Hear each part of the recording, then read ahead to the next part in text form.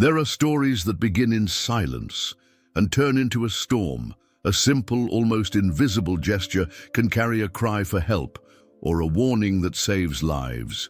Imagine being on the verge of a fatal drink and being saved by someone who, in everyone's eyes, should be just another backdrop. But what if it is precisely this invisible figure who sees everything most clearly? In this true story, full of psychological tension and captivating, a cleaning lady saves the life of a millionaire with a whisper in French. Yes, a single whisper, full of distrust, silent courage, and a secret pact, is the starting point for a twist in which poisoned coffee is not the only bitter taste in the story. We are talking about betrayal, female survival, non-verbal language, and a forbidden relationship that arises between broken routine and silent transformation. If you're already enjoying this story, subscribe to the channel now and leave a comment with your thoughts so far. This will help us bring you more exciting stories like this. Get ready to dive into a mansion where luxury hides poison. The truth is revealed in video evidence, and unexpected love blossoms among notes, flowers, and silences that speak louder than 1,000 words. You're about to discover a moving story marked by dignity, feminine strength, and a gesture that saves and transforms everything. And so, would you have the courage to listen to that whisper? Clara was one of those people who no one noticed, but who saw everything. A cleaning lady in a mansion where silence screamed louder than words. She walked among marble and crystal as if floating, invisible yet present. Her painful past, filled with losses and obligatory silences, had taught her to survive with dignity and feminine strength. The daughter of a French teacher, she had an intelligence in her eyes that didn't need to be proven. And it was precisely her whisper in French that began the silent transformation that would change everything. André, on the other hand, was the picture of control, an educated millionaire accustomed to luxury and a timed routine, with a refined palate and a seemingly perfect but lonely life. Raised among diplomats and businessmen, he had learned early on to hide emotions and trust only in concrete evidence. Little did he know that his poisoned coffee carried more than poison. It symbolized an attempted murder disguised as affection. Trust, for him, had always been a matter of logic, until he met Clara. Helena, his wife, was the opposite of gentle. Behind a serene face, she hid coldness and calculation.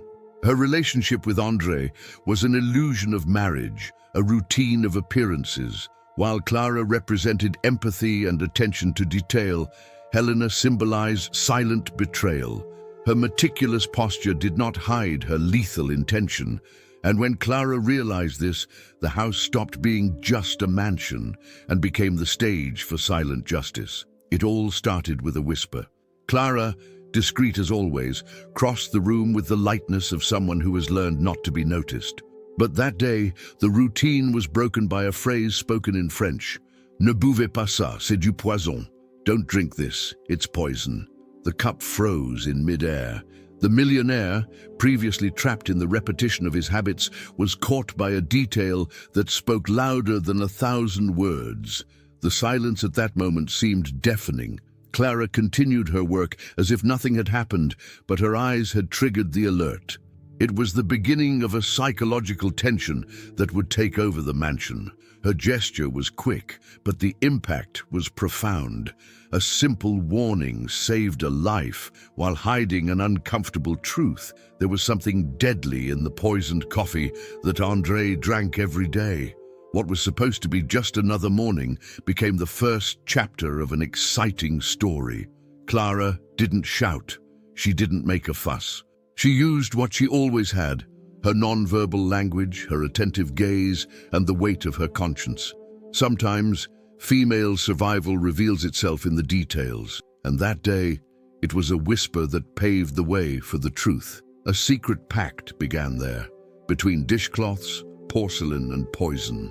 Clara has always been a good observer. That morning, before the mansion woke up completely, she discreetly entered the kitchen and saw something that sent a chill down her spine.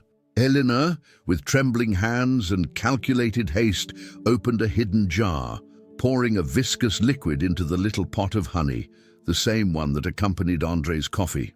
It was like watching a scene that mixed routine with attempted murder.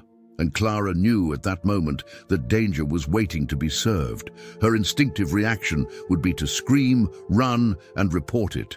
But Clara knew the risks of being an invisible woman in a house where power wore high heels and expensive lipstick. Suspicion burned in her chest, but she took a deep breath and went back to cleaning as if she had seen nothing. This was feminine strength in its rawest form. Not the kind that breaks down doors, but the kind that survives in silence while collecting evidence. She knew that in order to save her boss, she had to protect herself first. The poison had no smell, but it left a trail. And at that moment, Clara began to see everything with different eyes. Helena's forced smiles, Andre's persistent symptoms, his insistence on coffee.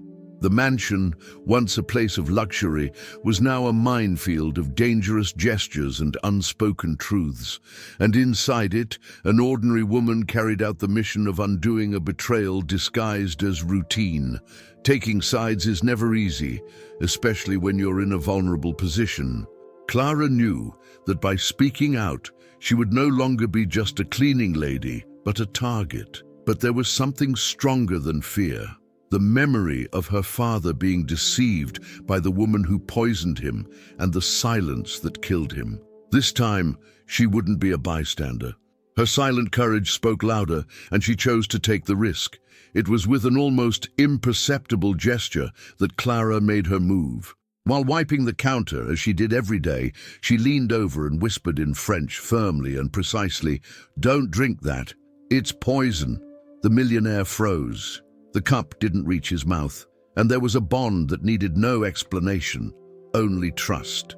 This choice, made in the midst of a broken routine, redefined the fate of both. Clara had no proof yet, only intuition, a watchful eye and a painful past. Even so, she decided to save a life. Sometimes the greatest act of unexpected love is simply having the courage to say something, even when no one expects you to. And she did, in her own way, at her own time. After the whisper in French, nothing was the same again, even though, on the outside, everything seemed the same. Andre kept his expression serene, his gaze restrained, his gestures calculated. But inside him, something had turned inside out. It was as if the poison, even though he hadn't ingested it, had left a bitter taste of distrust in the air. Clara continued to clean calmly, but now she carried in her eyes the weight of a secret pact. They didn't agree on anything, they didn't exchange words, but their gestures said it all. She avoided crossing Helena's path. He stopped his hand before touching the cup. The nonverbal language between them was precise, as if the silences spoke fluently. Every step in the mansion was now part of a tense choreography, where any mistake could cost them dearly. It was a silent justice beginning to be sewn between cloths, porcelain, and contained breaths. Clara didn't ask for guarantees, and Andre didn't demand explanations. But they both knew they were involved in a dangerous game. The cleaning lady was no longer just an employee. She was the sentinel of a truth that could liberate or destroy. And the millionaire, previously rational and cold, began to see something that no report or camera could capture: the feminine presence of a woman who, in silence, chose to save him. For a man like Andre, acting without proof was unthinkable. Clara's whisper wouldn't leave his mind, but his nature demanded evidence, not just suspicions. It was then that he silently began his own investigation. He installed hidden cameras in strategic points of the mansion: kitchen, pantry. The mansion was now watching him back, and he needed to see with his own eyes what his instinct was already screaming. Meanwhile, Clara continued her discreet routine, but now more alert than ever. At an opportune moment, she photographed the suspicious bottle hidden inside a can of powdered milk behind the rice. The poison had no label, but it was real. At night, she searched for answers on the internet, cross-referencing symptoms, effects, and reports of people who had already been poisoned. It was female survival acting with intelligence and silent courage. Together, in silence, they moved forward. Over the next few days, Andre pretended to drink the poisoned coffee, but then secretly discarded it. The ritual was the same, but the psychological tension was palpable. Clara watched from afar, and he knew she understood everything. Little by little, the images began to accumulate on his phone, and with them, a painful truth took shape.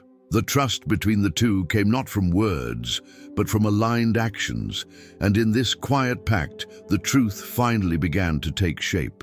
What the cameras recorded dispelled any doubts. Helena, alone in the kitchen, repeated the same ritual every morning. She opened the hidden can, mixed 3 drops of the viscous liquid with the honey, and stirred calmly, everything with almost clinical precision.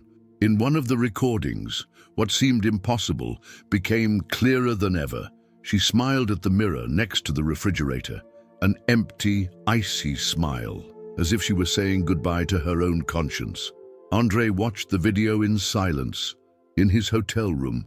For the first time, he felt that he was not just the victim of betrayal, but of a slow and calculated murder attempt. The poisoned coffee was not just a detail, it was the symbol of years of loneliness in the marriage, of a coexistence that now proved deadly.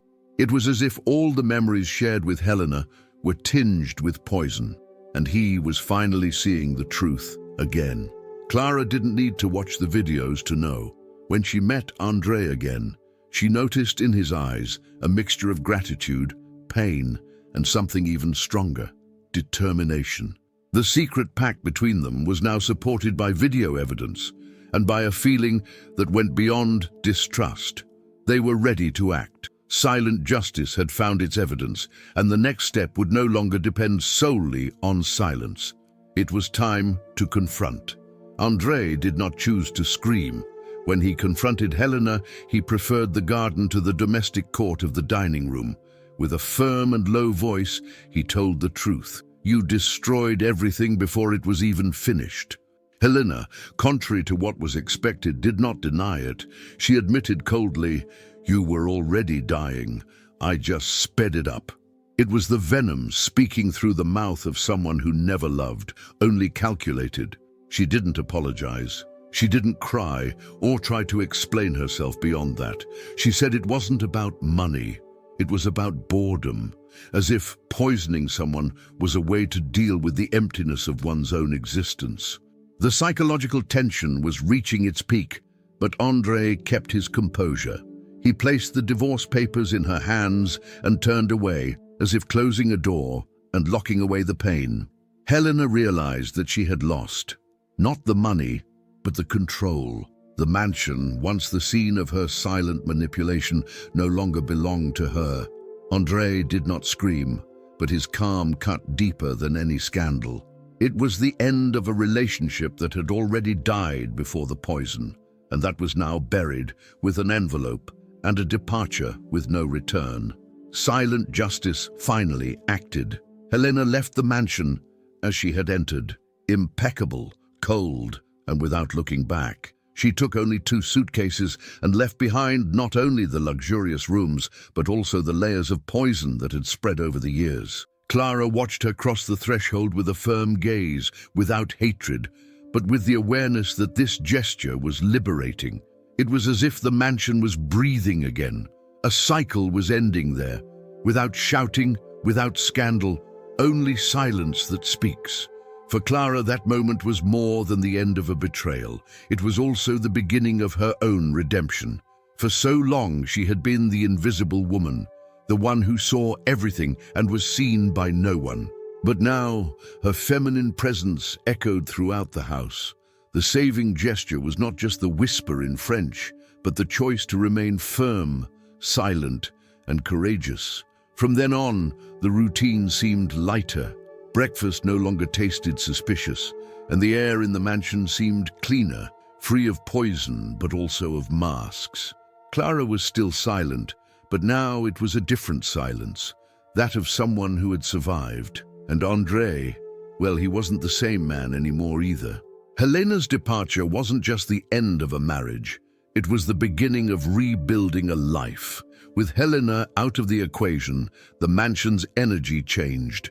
It wasn't something immediate or noisy. It was as if the air circulated better, as if the silence stopped being suffocating and became comfortable. Andre started waking up earlier, walking slowly through the hallways, observing everything with a new perspective. Clara, on the other hand, no longer needed to hide in corners. Her feminine presence gained space in small details.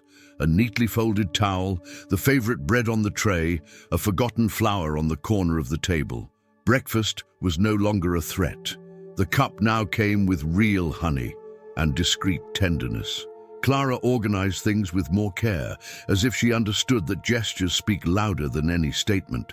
Andre noticed. He didn't say anything, but his look revealed everything. He trusted her. And trust, for someone who was almost killed in his own home, is rarer than gold. The mansion was no longer just a setting for luxury.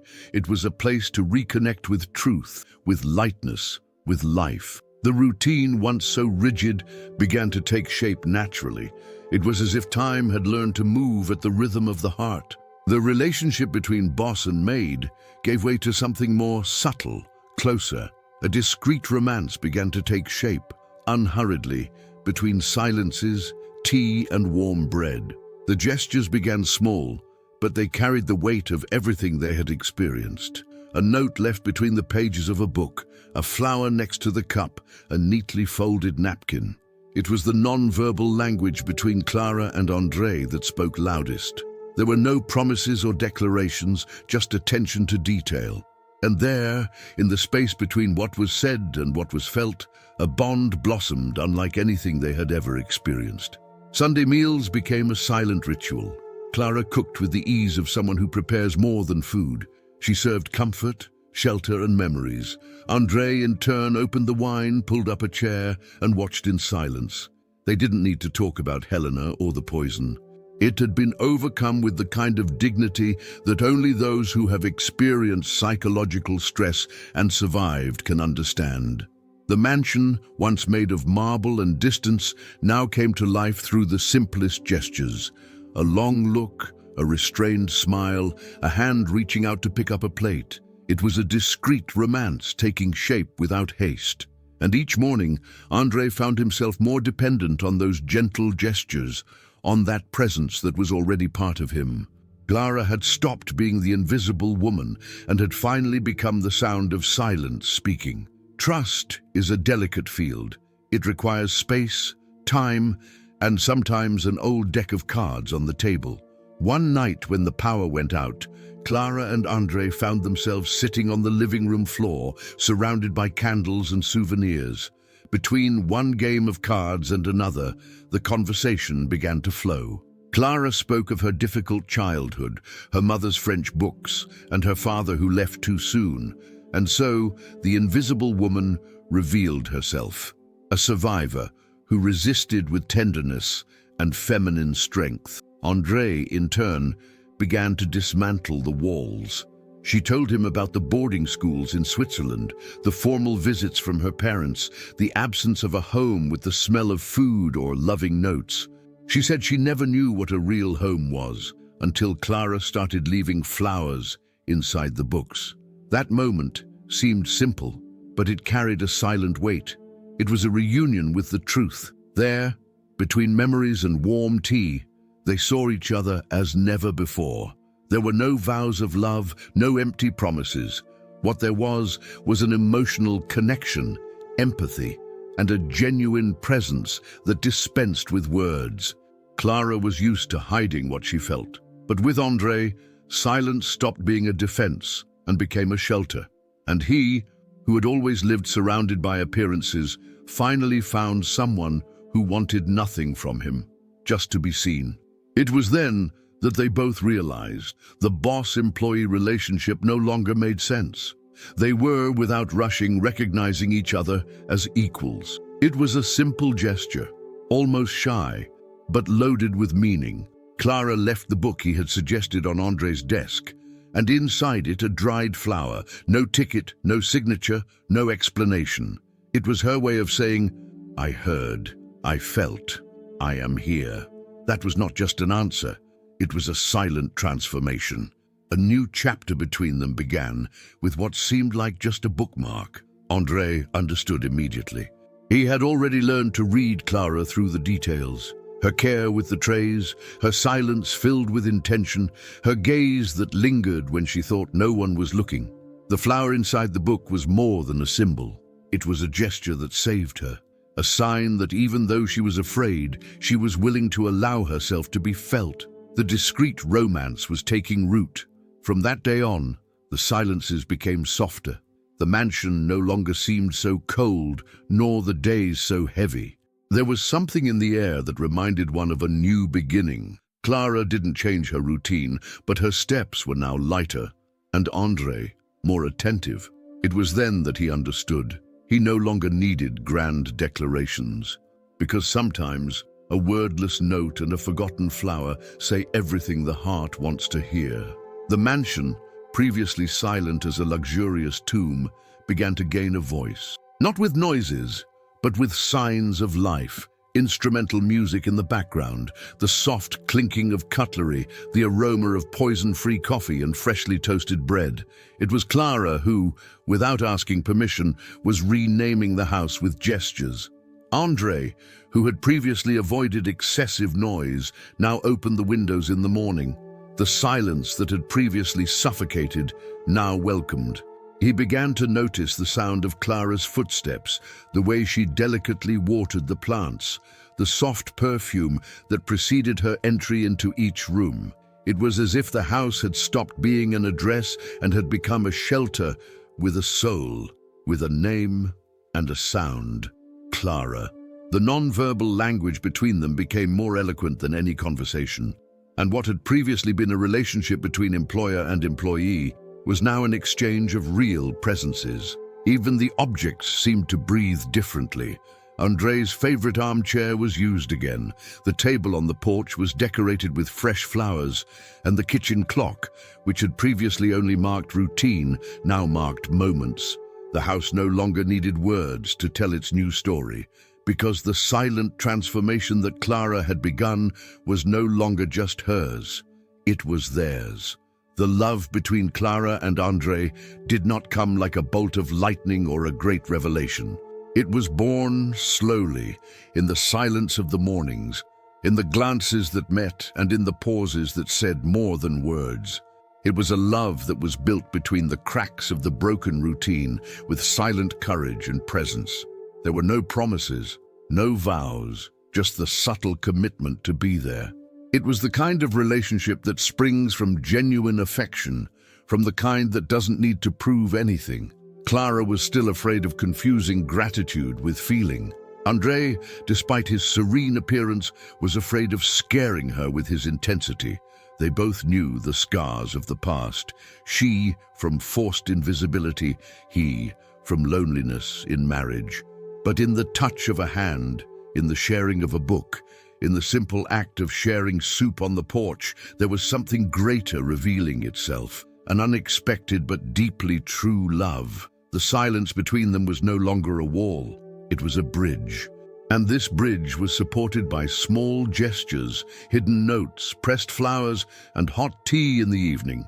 It was a discreet romance but full of meaning, the kind of feeling that resists time, unspoken words, and unresolved stories.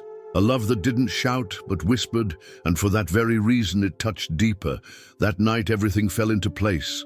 The sound of the sea, the yellow light in the kitchen, the smell of tea. Clara and André were side by side, and finally there were no more barriers between them. He looked at her and said, in the low voice of someone who didn't need to shout, "It was your whisper that saved me, but it's your silence that makes me stay." It was more than a thank you. It was the confirmation of a love that was born slowly and stayed. A gesture that saved had given way to a true surrender. The kiss came lightly, without urgency, as if respecting the other's time. And on that first night when they slept hand in hand, the past seemed to have been healed in silence. There was no more poisoned coffee, no more psychological tension lurking in the rooms.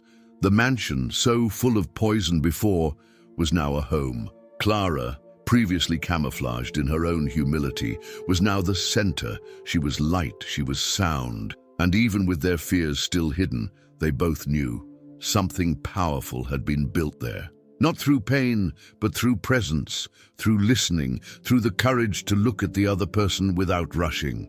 The cleaning lady who no one saw had become the heart of the house.